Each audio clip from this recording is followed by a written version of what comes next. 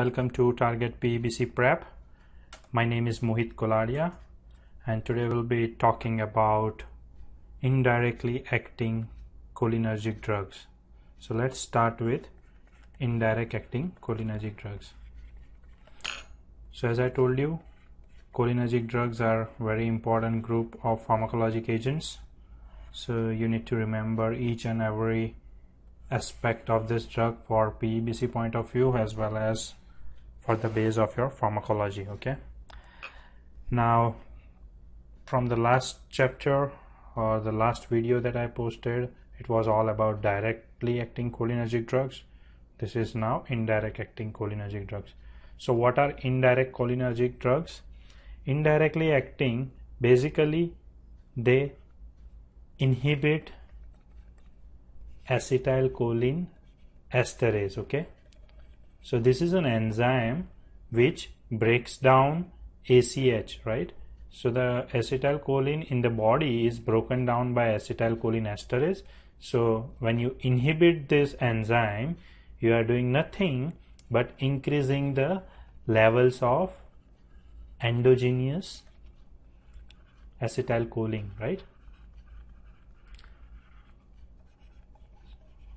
Okay, so basically it has the same effects as the directly acting drugs, but this works by the mechanism of increasing the levels of internal ACH. Okay, ACH I mean acetylcholine. So now indirectly acting drugs can be studied into two divisions. One is the direct acting, one is the reversible and the other is the non-reversible agents. Okay, so it's reversible or irreversible. So what do I mean by reversible? Means the inhibition of acetylcholine esterase is reversible. That means once you inhibit this enzyme, the drug molecules are loosely bound to this enzyme and it can be detached from the enzyme, and thus acetylcholine esterase again becomes active. But the irreversible one, they completely inhibit these enzymes forever, and thus the acetylcholine esterase is not available for future use. So the only way the acetylcholine esterase could be retrieved is by generating the new enzymes. So new enzymes can be synthesized in the body. Other than that, there is no option. So under the reversible ones, the enzymes are temporarily blocked. Okay, but under the irreversible, there is permanent block. So this block can be removed, but this cannot be. Okay, so for this the only way is to replenish with new enzymes.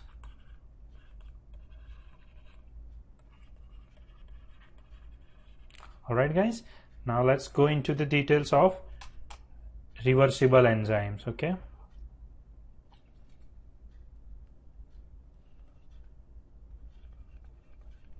so let's study reversible.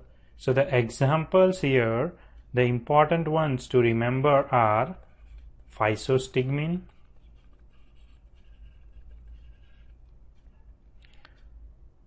neostigmine,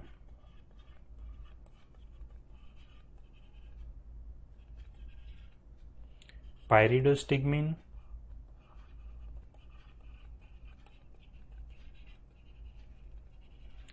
and adrophonium.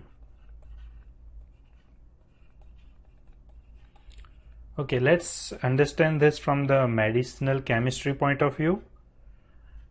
So these three, neo, pyrido and adro, has a quaternary amine group, and this one, physo, has a tertiary amine. Okay, so how does this affect pharmacological properties of this drug. So the tertiary amine, basically it is less polar, and so it crosses less polar, so it's lipid soluble and hence cross the BBB. Okay, so this drug can enter the CNS, but these ones, they are more polar, less lipid soluble, so cannot cross BBB. Okay, just understand from the structural point of view, this is important to know. So these three drugs, basically they do not have CNS toxicity because they cannot enter the brain. Okay, now from the other structural point of view, you also need to remember that physo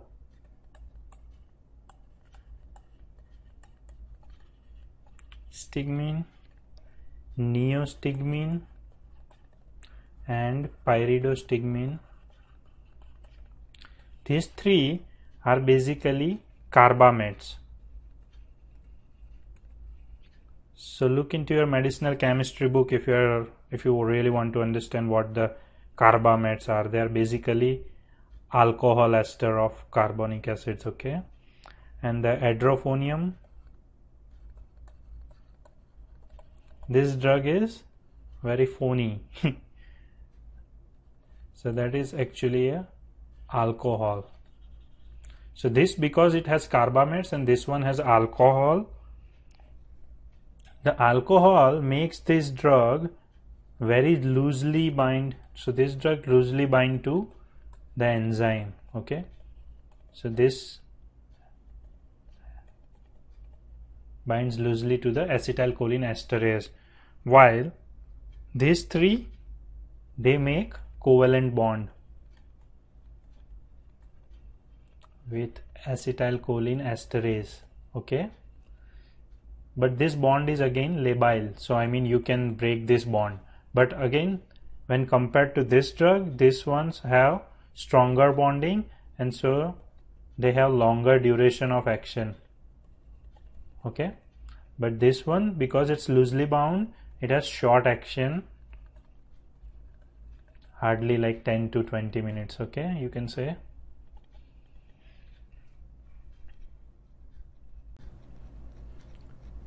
Okay, so how does this drugs work? Okay, let's understand that.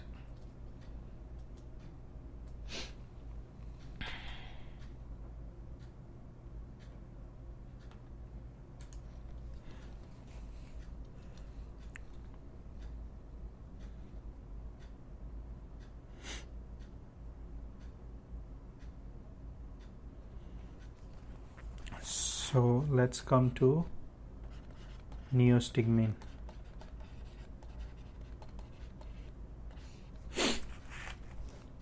So this drug, as we understood, because it is quaternary amine, no CNS toxicity, right?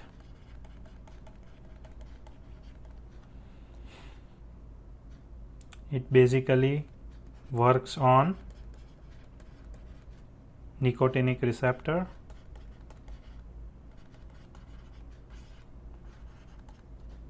at neuromuscular junction. Okay,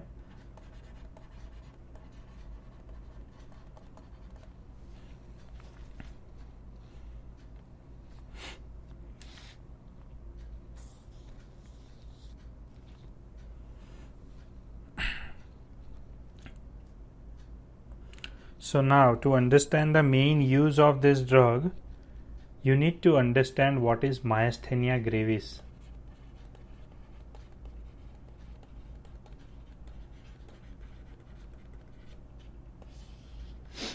Okay, so let's say this is a neuron and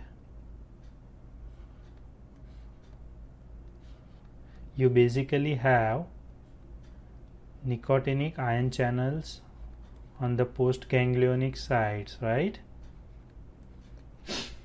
Okay, so understand this very well, because this is important to know how these drugs work in myasthenia gravis. So you basically have ACH released and you have an enzyme SEH esterase, right? This breaks down the acetylcholine. So this acetylcholine usually works on the nicotinic receptors, and that's how the normal physiological functions occur. But in myasthenia gravis you have autoantibodies. Okay, so it's an autoimmune disorder, so you have autoantibodies that are produced against nicotinic receptors, nicotinic ion channels. Okay, so what happens is these antibodies, they bind to this channels, and because of that this receptor undergoes internalization. So because there is an internalization, you don't have any ion channels available, hence you cannot have the end plate potential, right? You cannot generate the end plate potential because these are neuromuscular junctions, and hence there is no contraction. So this is what occurs in normal myasthenia gravis patient. So in myasthenia gravis, let's repeat, you have an autoantibodies that are produced against these receptors. So your receptor undergoes internalization, or it's a destruction of these receptors, right? So basically the ACH that is available cannot work, acetylcholine cannot work on the receptors anymore, so there cannot be enough end plate potential, and so the contraction is less. So what neostigmine does? Neostigmine inhibits the acetylcholine esterase, so it will block this enzyme, hence there will be an increased acetylcholine level. So the acetylcholine will be increased, the concentration of acetylcholine increases, so this increased concentration will be sufficient because there will be few nicotinic ion channel receptors that are available, because antibody is not binding to all, there may be some available, so that some receptors could bind to ACH.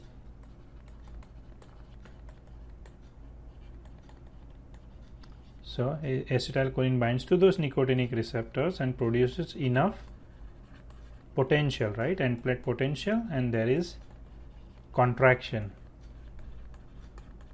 and hence the fatigue or weakness is gone, right? So that's how neostigmine works. Okay, you have to understand this very nicely.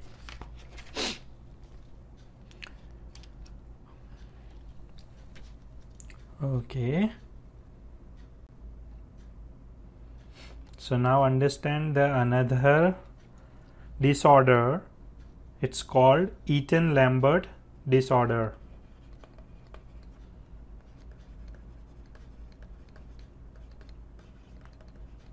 So it's the same thing.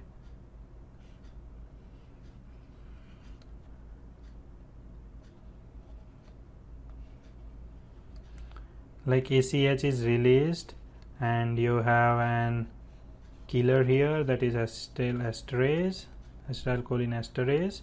You have nicotinic ion channels. Okay, so here in Eaton-Lambert syndrome or disorder, there is autoantibodies against calcium channels. So what is the role of calcium channels? The calcium channels present on this presynaptic neuron, basically they allow calcium to move in, and because of that calcium induced, there is an acetylcholine release, right? So if you have an antibody against this,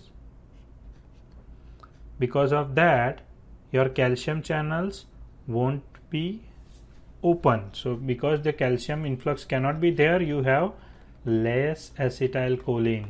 So you have less acetylcholine, that would lead to decreased end plate potential, and hence you have no contraction, right? And leads to weakness. So it's same as myasthenia gravis, but the only difference is here you used to have antibodies against nicotinic receptor in myasthenia gravis, and Eaton-Lambert disorder you have an antibody against calcium channels. Okay, so how does neostigmine help here? Neostigmine will protect the acetylcholine, which is released in slow amounts, right? Protects acetylcholine, and because of that there will be a increased end plate potential, and hence you have contraction, right? So just understand the difference between the two disorders. In both the disorders, neostigmine is the drug of choice, right? Now neostigmine is also used for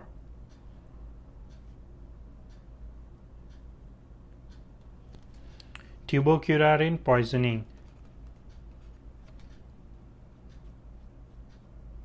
Okay, so let's write neostigmine.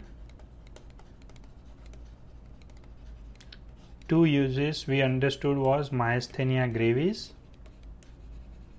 right? We got that it works in myasthenia gravis, it works in Eaton-Lambert syndrome,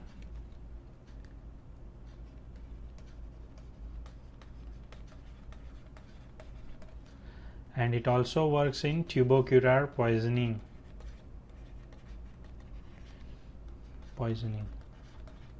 So what happens in tuberculin? Basically, say this is your presynaptic and this is your postsynaptic. You have nicotinic ion channels. So basically tuberculin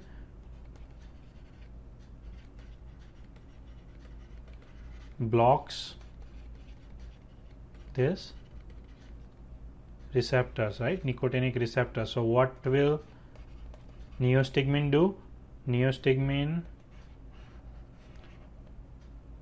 will inhibit acetylcholine esterase. So neostigmine is binding and inhibiting the acetylcholine esterase, hence increases the acetylcholine level, and because there is an increased acetylcholine, it replaces competitive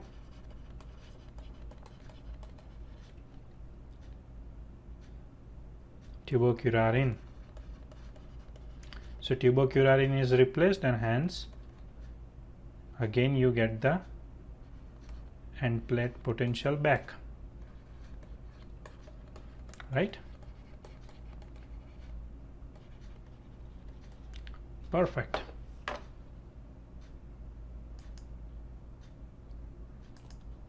Now for the physostigmine,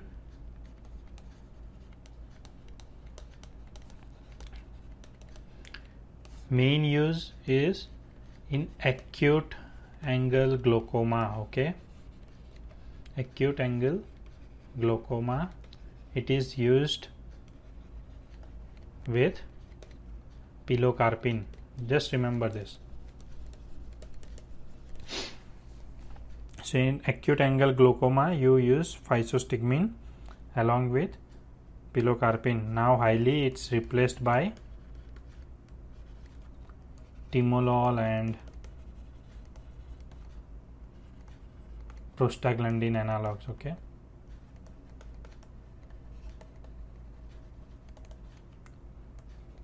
so they are usually the drug of choice, but sometimes you use physostigmine along with pilocarpine in open angle glaucoma. So that is the acute form of glaucoma, right? Acute. Just remember that.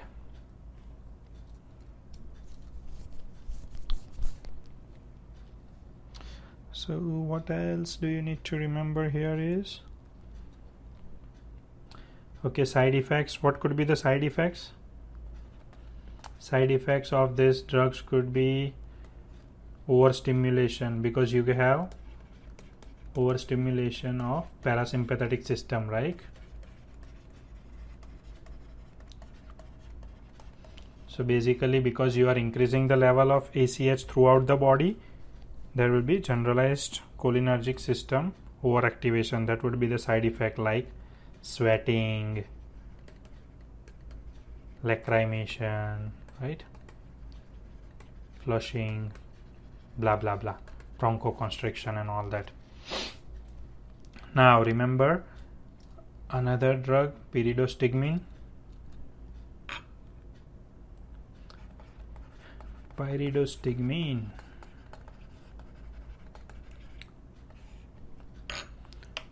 And another drug related to it is ambenonium. So they basically have same kind. So for this you have to remember it starts with P, so it has prolonged duration of action. Okay,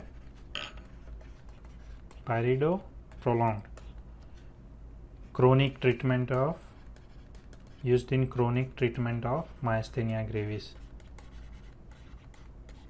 Myasthenia gravis, okay, just remember. And for adrophonium,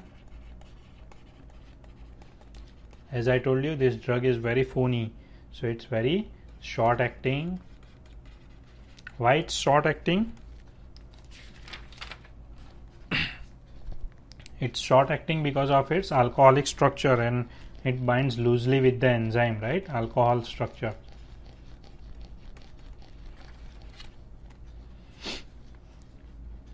So basically it's short acting, 10 to 20 minutes maybe.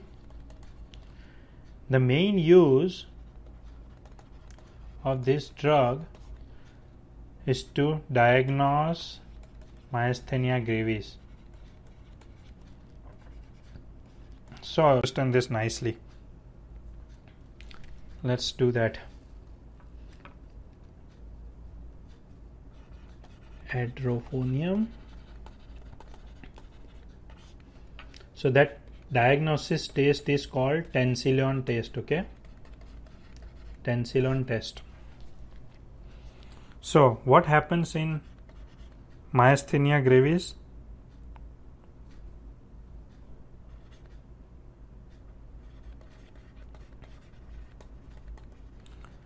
So in myasthenia crisis, you basically have antibodies against nicotinic receptor, right? You have antibodies against nicotinic receptor. Now what happens in myasthenia crisis is that this antibodies fluctuate, like sometimes there are high concentration of antibodies, sometimes low, high, low, so it fluctuates. Okay, concentration of antibody is fluctuating. So say we have given 10 mg of, just for example, okay, so say we have given 10 mg of neostigmine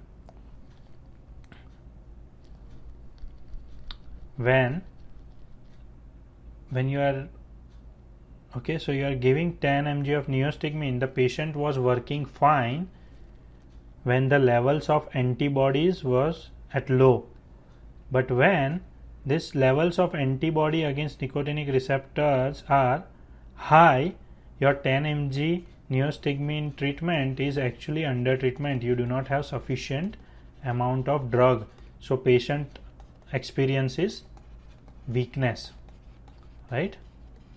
So you have to understand this. So the antibody level, it's fluctuating, sometimes it's on low side and sometimes it's on high side.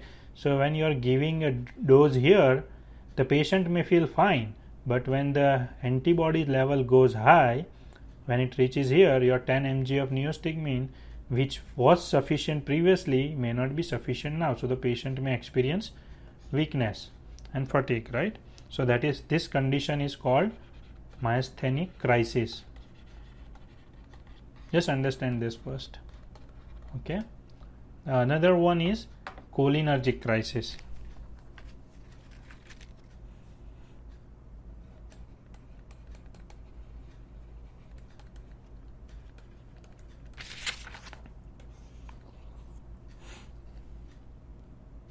in cholinergic crisis, what happens? The antibody level,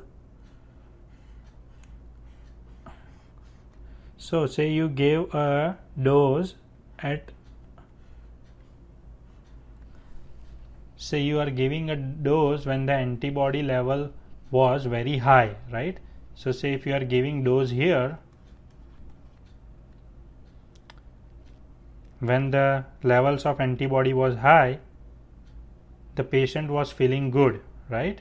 But when the antibody level goes down, there are more nicotinic receptors available. So the dose which you are giving is making extreme level of acetylcholine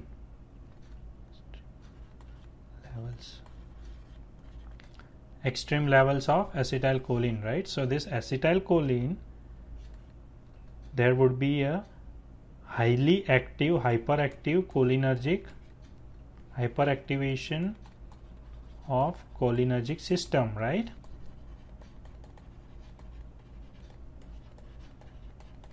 So this condition is called cholinergic crisis. So adrophonium is basically used to differentiate. Adrophonium is used to differentiate between these two conditions, between myasthenic crisis and cholinergic crisis. So I'll repeat once again. Okay, so say this is your nicotinic channels,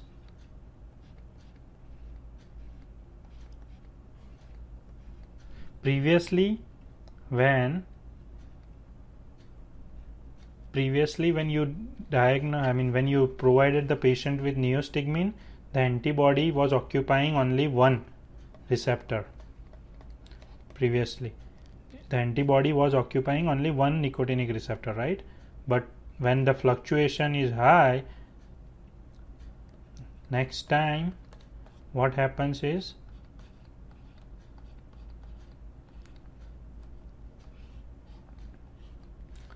both of these are occupied by antibodies. Okay, so the antibody level has risen here, right?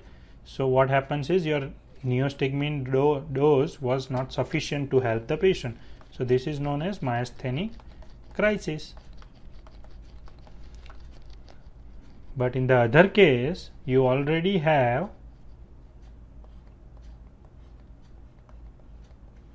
sufficient blockade, right? You are having already high blockade, and here you are giving dose, but in the next condition you have less, say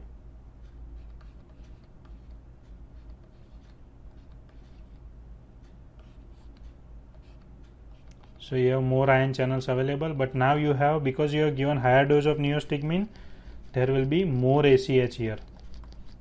So there will be higher cholinergic stimulation. So that is called cholinergic crisis. So to differentiate between these two conditions, we use adrophonium.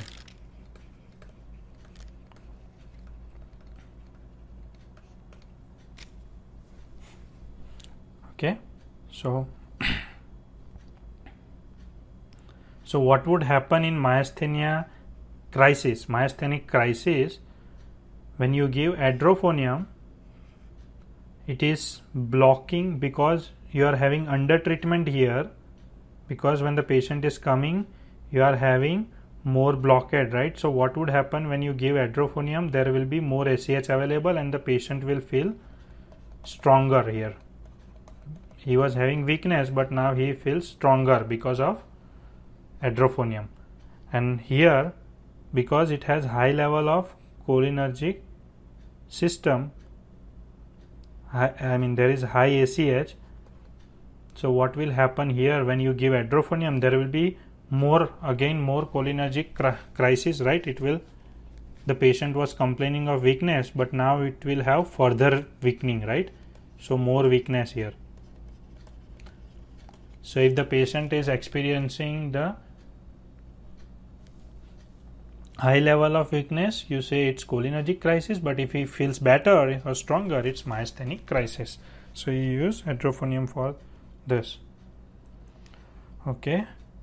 Also we need to understand other indirect acting drugs, that is irreversible, right? Irreversible agents. So reversible was all physostigmine, neostigmine and all those. Now irreversible are nothing but organophosphate poisons, also known as nerve gas. So basically examples you need to know is ecothiopate,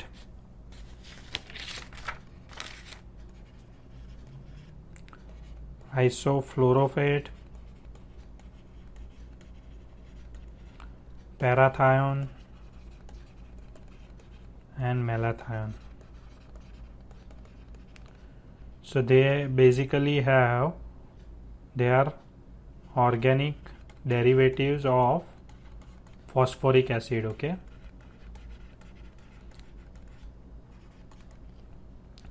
organic derivatives of phosphoric acid.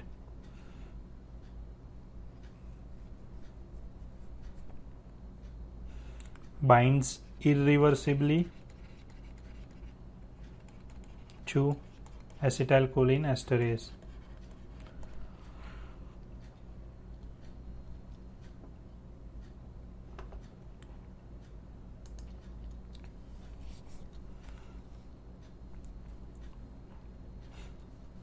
So you need to understand here the important point. It is irreversible binding to ACH is, say, let's say this is an acetylcholinesterase enzyme. Okay,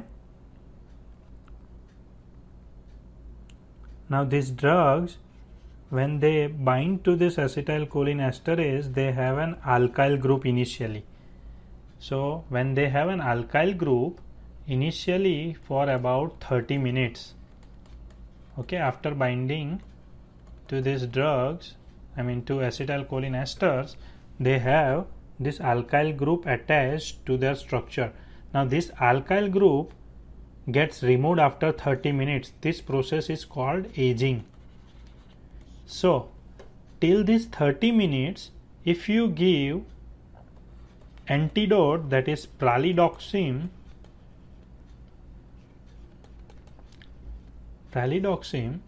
that will help to reactivate this enzyme. So what happens will be active only till this methyl group or alkyl group is present. If you are late and this alkyl group is lost, it cannot be reactivated. So this enzyme can be only reactivated till this alkyl group is present. Okay, so you need to remember this, very very important. Pralidoxim only works if after poisoning with this compound you are giving within 30 minutes. Within 30 minutes, if pralidoxim is given, your enzyme could be reactivated. And before, so this process is called aging. Like after 30 minutes aging occurs, and after aging this enzyme cannot be reactivated. So just remember. Okay,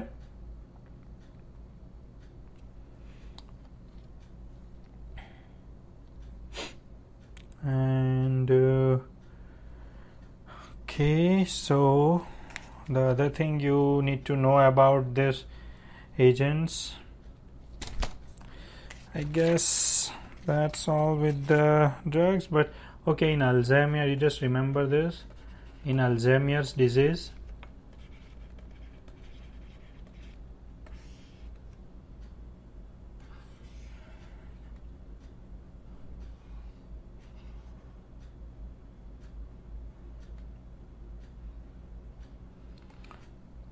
On the brain you have this cholinergic innervation into, this is called nucleus of Maynard. This nucleus of Maynard, they have cholinergic innervation. So in Alzheimer's disease, this nucleus gets degenerated, right? In Alzheimer's disease, this will get degenerated and hence there will be loss of cholinergic transmission. So just remember, this is a basic pathophysiology in relation to cholinergic transmission. So in this case, there are several cholinergic drugs that work, that is tecrine, donepezil,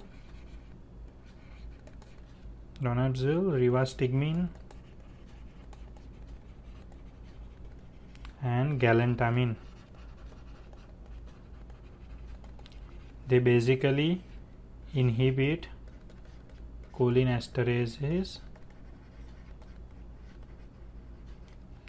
increase the level of ACH, and hence helps in symptoms of Alzheimer's disease, right?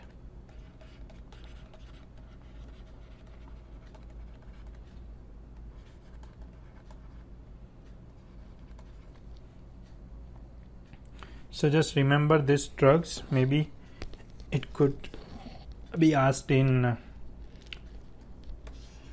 PEBC exam. So the cognitive deficiency that occurs because of loss of cholinergic transmission could be prevented by using tecrine, donepezil, rivastigmine, and galantamine in Alzheimer's disease. Now a short point on what is cholinergic crisis symptoms. Okay, just remember, this may be important. Cholinergic crisis. So when cholinergic crisis occurs, you have very high levels of acetylcholine throughout your body, right? So how do you remember the symptoms of high acetylcholine in your body? It could be remembered using very important, or easier you can say, dumbbells.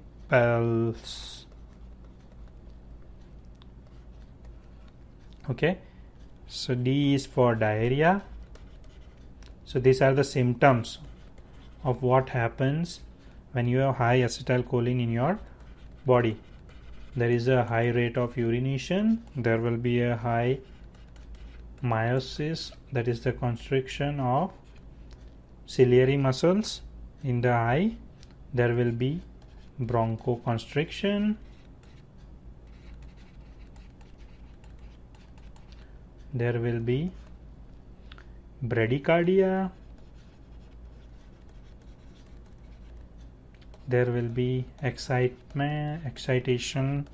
of CNS or skeletal muscles.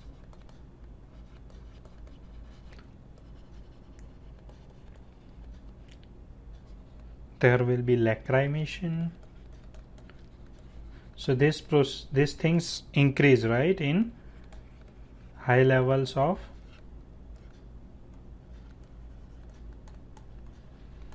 cholinergic. Like whenever there is high acetylcholine in the body, these symptoms are basic. Okay, this might occur in the cholinergic crisis, just to remember. So it's a very important short form, dumbbells. So whenever there is cholinergic crisis, remember dumbbells. Okay, with this we finish the indirect acting cholinergic drugs. Thank you very much for watching my video and listening to my video.